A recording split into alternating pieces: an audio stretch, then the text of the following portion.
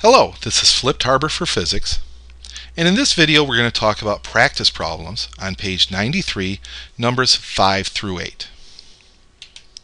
Oh, excuse me, 6 through 8. Oh well. Number 6. Two horizontal forces, 225 newtons and 165 newtons, are exerted on a canoe.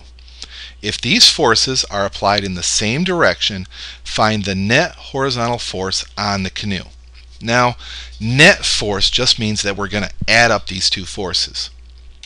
Since they point in the same direction, I'll assume that they both point in a positive direction.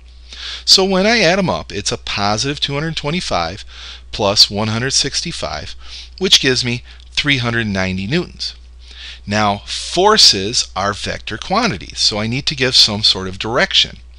So my direction is just that it's in the direction of the two forces. Simple enough.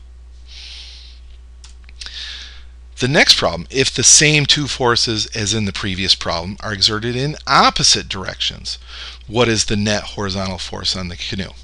They give me a reminder here, be sure to indicate the direction of the net force. So now I have to assume that one of them is positive and one of them is negative. I'll make the 225 Newton force positive. That means that the 165 Newton force is negative.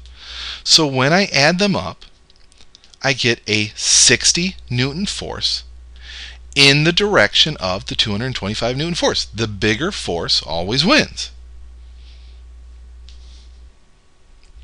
Number 8.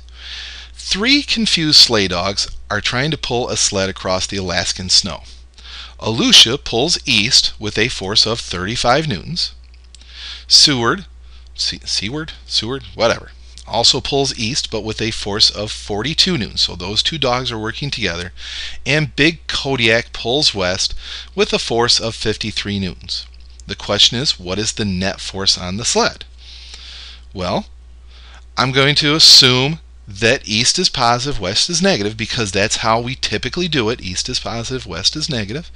So my 35 and my 42 Newton forces are positive. And I add a negative force from big Kodiak. Or basically I subtract 53. I get for a net force a positive 24 newtons. That means that the net force is pointing east, because my sign matches my convention that east is positive. So, net force acting on the sled, 24 newtons pointed east. Alright, that's it for these examples. Time to get to work on some of your own. I'll see you in class and I'll see you online.